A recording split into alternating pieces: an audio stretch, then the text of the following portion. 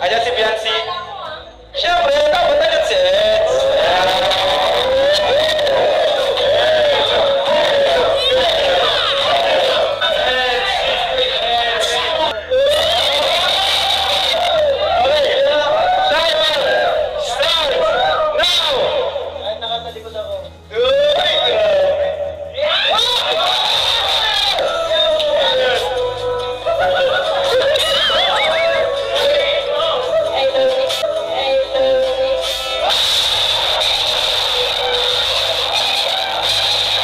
Rank 18, si Kuya Dambo of Carepa.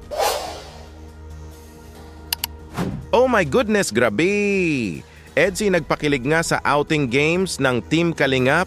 Napasigaw nga ang lahat at may napatalon pa nga sa sobrang kilig ng bigkasin ni VNC. Mula sa bibig nito ang salitang I love you! Hala, nakakakiliti! Iba talaga maghatid ng kilig ang tambalang Edsy. Bago po tayo magpapatuloy mga idol sa nakakakilig na pag-reaction ay, shoutout ko po muna ang leaders ng Kalingap na sina Kuya Val Santos Matubang, Ate Edna Vlogs, Idol Kalingap Rab, at Ma'am Jackie Tapia Matubang. Pati na rin po sa lahat ng charity vloggers Kalingap Reactors, especially na po ang Carepa, suportahan po natin sila palagi. Ito na nga ang Edsy! Kiligan starts na nga! Pinakilala na nga ni Kuya Rab ang Edsy bilang isa sa participants ng games. Andyan nga daw ang isang Veyansay kaya syempre ay dapat andyan din ang hobby Eds nito. Hala, grabe! Ito po. Siyempre dito si Biancy. Ayan si Biancy. Siyempre, dapat agad si Eds.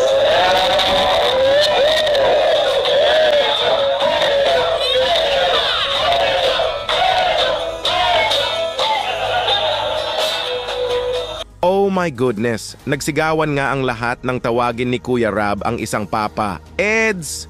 Napasabi na nga lang dito ang lahat ng Edo, Edo, Edo. Oh my goodness, grabe. Naka-full support nga ang lahat kay Papa Eds kasi nga ay excited na nga ang lahat na kikiligiin. Ito na nga, handa ng kiligin. Pinaupo na nga ni Kuya Rab si VNC sa harap. Game starts na nga. Ito po.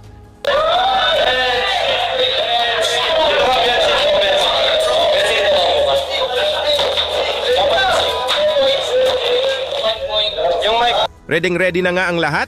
Hala, napasigaw na nga ang lahat dito ng Edsy, Edsy, Edsy. Sa sobrang excited na makita ang Edsy na magpapakilig.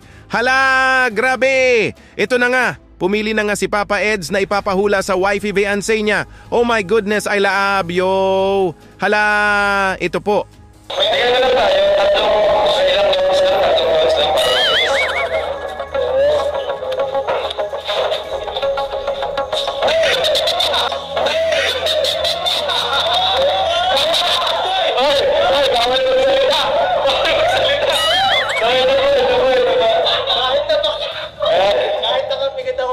Oh my goodness, ang saya nga ni Papa Eds nang pinakita ni Kuya Rab sa kanya ang nakasulat sa papel. I love you? Hala! Kahit nakapikit pa nga daw si Papa Eds ay kaya niya itong ipahula sa wifey Veyansay niya. Grabe, napasigaw na nga lang ang lahat sa paparating na kiliig. Ito na nga, ready na nga si Papa Eds na ipahula sa wifey Veyansay niya. Kahit nakatalikod daw siya ay kaya niya itong describe kung ano ang mensahe na iparating niya sa wifey niya.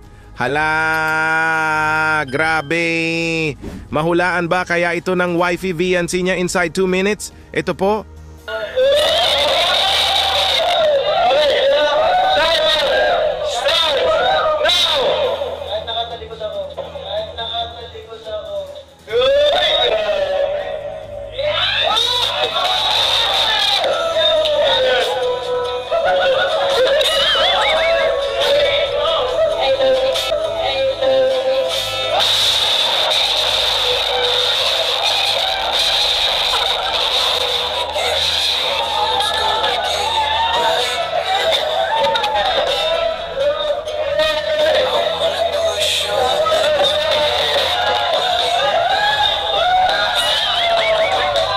Oh my goodness, grabe, napasigaw nga ang lahat sa di maipaliwanag na kilig nang marinig nga ng lahat mula sa bibig ng isang VNC ang salitang I love you!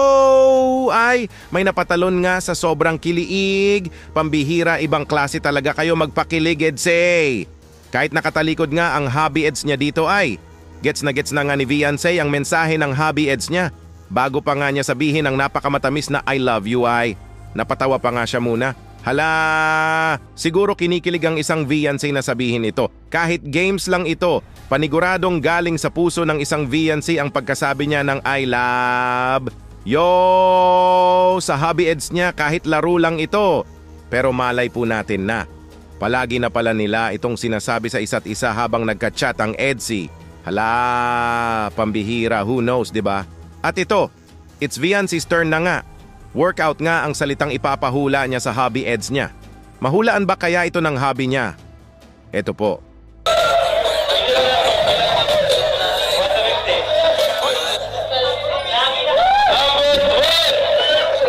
So yung saya, English, Tagalog, yan. Importante na siya para.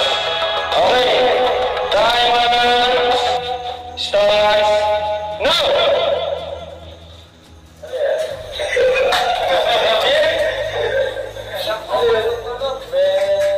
Tawag sa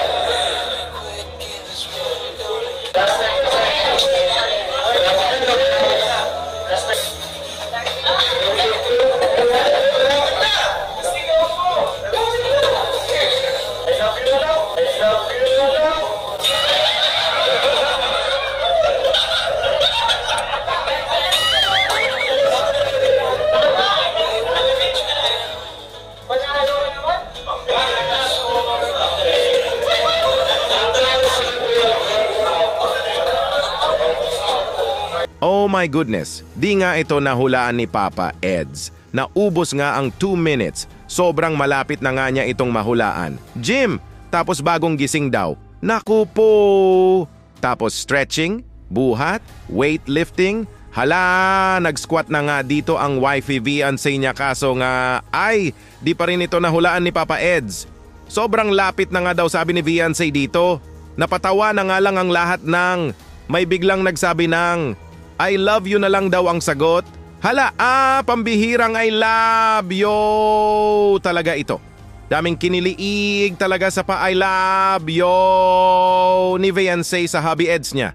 Kahit di man nahulaan ni Papa Eds ay satisfied nga ang lahat sa hatid na kiliig ng tambalang Edsy.